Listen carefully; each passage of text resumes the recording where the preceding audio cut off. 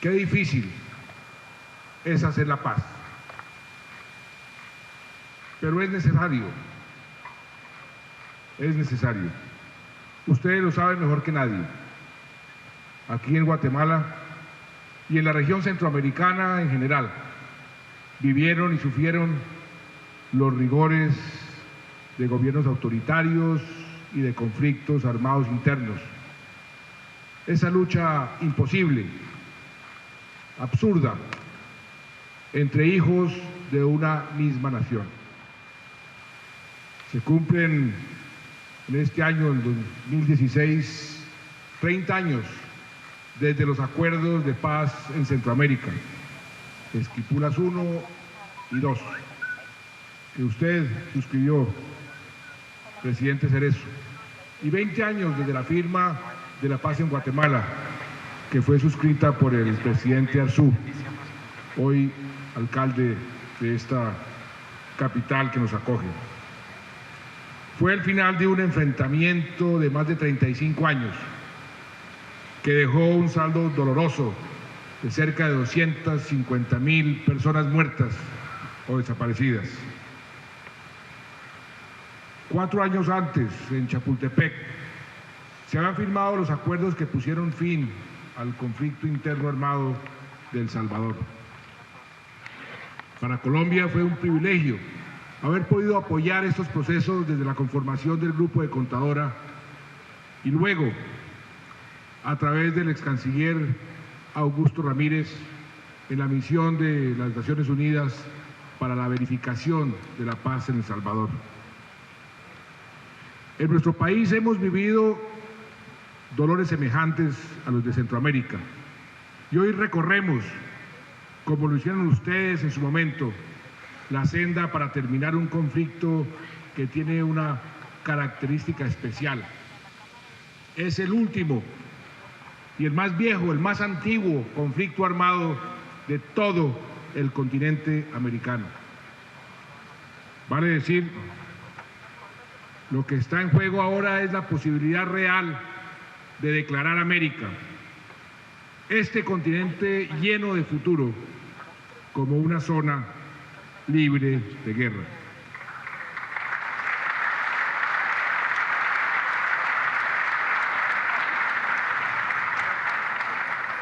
Hoy en día, la mayoría de los principales conflictos que ocupan la atención internacional parecen estar lejos de alcanzar una solución diplomática.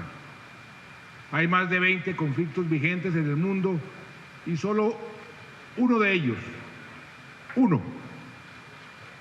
se está haciendo un esfuerzo real para terminarlo a través del diálogo. Ese es el conflicto colombiano.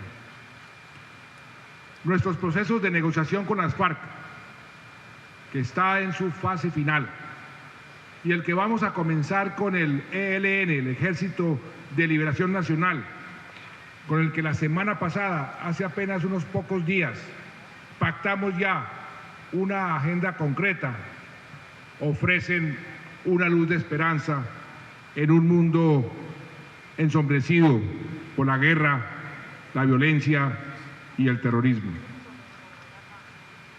Por supuesto, no llegamos a estas instancias por generación espontánea, sino porque cumplimos unas condiciones previas que nos han permitido avanzar hacia la paz. La primera condición se refiere a la correlación positiva de fuerzas hacia el Estado. Es claro que en el caso de Colombia y en el de muchos otros conflictos, una solución meramente militar no es ni puede ser la respuesta. La victoria militar ya no lleva a la paz, pues en las guerras asimétricas de hoy, dicha victoria es un tema elusivo que desemboca en otra guerra después de la guerra. Sin embargo, sería ingenuo pretender que el ejercicio de la fuerza, de la autoridad y la capacidad de intimidar ya no son necesarios. Por eso la primera condición que cumplimos para iniciar el proceso fue cambiar la correlación del poderío militar a nuestro favor. Esta fue una tarea en la que participé primero como ministro de Hacienda, garantizando los recursos para fortalecer nuestra fuerza pública, y luego como ministro de Defensa, modernizando nuestra inteligencia y poniendo en marcha operaciones conjuntas entre todas las fuerzas, la Armada, la Fuerza Aérea, el Ejército, la Policía, tras los objetivos que llamamos de alto valor. Muchos recordarán, por ejemplo, la famosa Operación Jaque, en julio del año 2008, cuando nuestro ejército logró, en una minuciosa y elaborada misión de inteligencia, liberar a 15 rehenes estratégicos de manos de las FARC sin disparar un solo tiro, sin derramar una sola gota de sangre. Si no hubiéramos incrementado nuestras capacidades para reducir el poder militar de las guerrillas, si no hubiéramos logrado de que jamás se hubieran sentado a una mesa de negociación. La segunda condición se refiere al apoyo internacional, al apoyo de la región, porque otra condición para lograr una terminación exitosa de cualquier conflicto, sobre todo en un mundo cada vez más interdependiente como es el mundo de hoy, es el papel que las circunstancias globales y regionales pueden jugar. Este ha sido patente en nuestro caso. Apenas llegué a la presidencia, di un giro de 180 grados a nuestra política exterior, a la forma en que se estaba manejando nuestra diplomacia, y nos propusimos mejorar nuestras relaciones con los países vecinos. Con muchos de ellos ni siquiera teníamos relaciones diplomáticas, y con el resto de la región, lo cual facilitó de forma muy importante el comienzo, el inicio del proceso.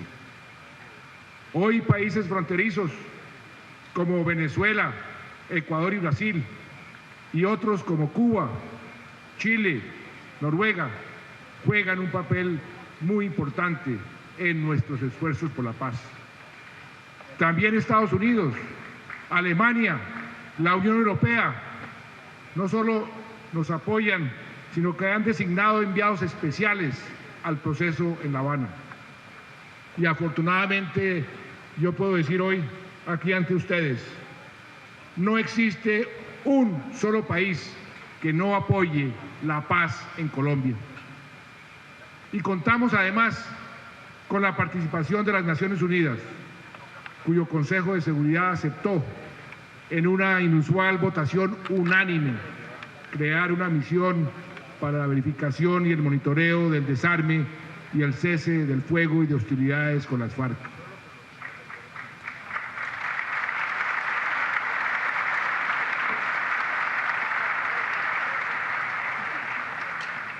La tercera condición, que era necesaria, es obvia, es la voluntad de paz por parte del adversario, de sus comandantes. Nos preparamos bien para estas negociaciones y hemos trabajado paralelamente para crear el momentum necesario que nos permita terminar este conflicto de más de medio siglo. Los antecedentes de las FARC en anteriores diálogos de paz mostraban su tendencia a manipularlos para adquirir legitimidad nacional e internacional, más que para buscar realmente un acuerdo. Por eso aprendimos de las experiencias previas, no solo en nuestro país, no solo en Colombia, sino otras experiencias como las centroamericanas, para evitar repetir los errores del pasado.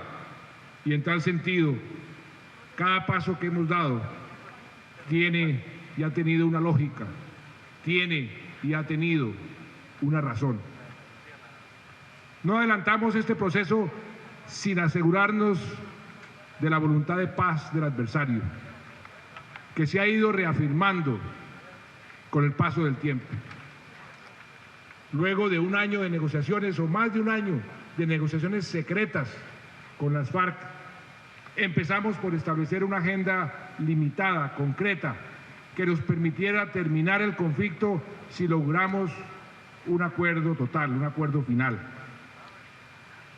Esta ha sido la primera vez en que las FARC han accedido a un procedimiento de esta índole.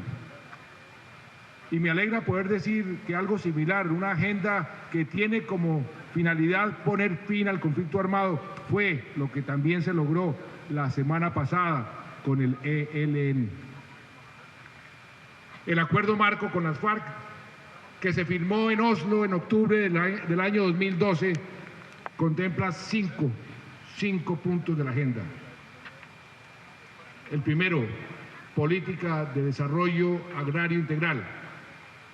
Segundo, participación política. Tercero, el problema de las drogas ilícitas. Cuarto, el tema de las víctimas y sus derechos a la reparación, sus derechos a la justicia, a la verdad y a la no repetición. Y quinto, lo que llaman los británicos el DDR, el fin del conflicto. Ya hemos alcanzado acuerdos sobre los primeros 4 puntos. Y hay que decir que nunca antes habíamos avanzado tanto en una negociación con las FARC. De muchas maneras esto ya constituye un hito histórico. Por ejemplo, el solo hecho de tener un acuerdo sobre el tercer punto, el de las drogas ilícitas, es de una importancia extrema, no solo para Colombia, sino para todo el mundo, para Guatemala, y ha generado un inmenso interés que se ha traducido en apoyo al proceso. ¿Por qué? Porque Colombia ha sido y sigue siendo un centro de producción y de tráfico de drogas a nivel mundial. Seguimos siendo, infortunadamente, los primeros proveedores de cocaína a los mercados mundiales. Hemos sido los principales exportadores en los últimos 30 años. Y al mismo tiempo, esos cultivos de coca han destruido miles y miles de hectáreas de nuestro bosque tropical, con devastadoras consecuencias para el medio ambiente. Sin hablar sobre el derrame del crudo, con los ataques a los oleoductos.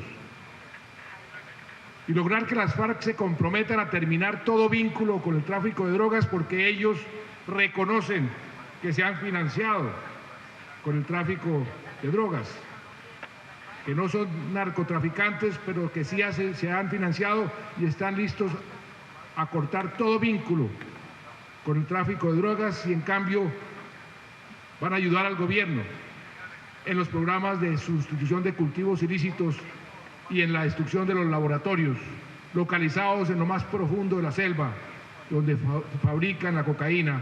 Todo eso tendrá un gran impacto. Países como México, aquí en Guatemala, las naciones centroamericanas, donde los carteles de la droga afectan cada vez más a su población, se van a beneficiar inmensamente del logro de la paz en Colombia. Y expresidente Cerezo, usted que también es un abanderado del medio ambiente, el dividendo ambiental es altísimo, porque Colombia es un país de inmensas riquezas ambientales. Somos el segundo país más biodiverso del mundo, que este conflicto ha deteriorado. ¿Y en qué forma? También tendrían consecuencias positivas para los países tradicionalmente consumidores, Estados Unidos, Europa. Y no cabe duda de que es esencial erradicar este negocio perverso. Y por eso, personalmente, consideré indispensable que ese tema estuviera dentro de la agenda con la guerrilla, con las FARC. Hay una característica muy importante que ha tenido este proceso, que lo hace único. Desde el comienzo, desde que comenzamos a pensar en cómo lograr la paz, decidimos poner a las víctimas en el centro de la solución del conflicto. Sus derechos, el respeto por los derechos de las víctimas. Es la primera vez que un proceso se hace de esta manera. Y por eso sancioné en el año 2011, en presencia del propio secretario general de Naciones Unidas, porque consideró que era sui generis, la ley de víctimas y restitución de tierras, que busca la reparación de las víctimas y la restitución a nuestros campesinos de millones de hectáreas que fueron despojados por las guerrillas, por los paramilitares, por los narcotraficantes. Hay que tener en cuenta que normalmente este tipo de leyes se implementan únicamente después de que termina el conflicto.